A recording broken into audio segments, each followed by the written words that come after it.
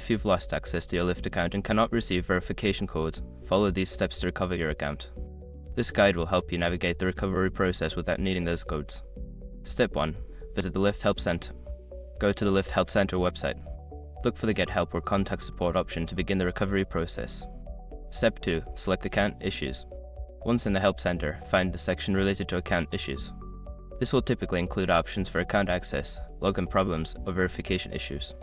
Step 3. Choose the recovery option. Select the option that best describes your situation, such as I can't access my account or I lost my phone. This will guide you to the appropriate recovery steps. Step 4. Provide account information.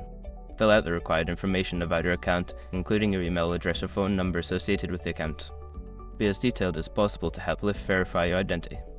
Step 5. Wait for a response. After submitting your request, wait for Lyft's customer support to respond.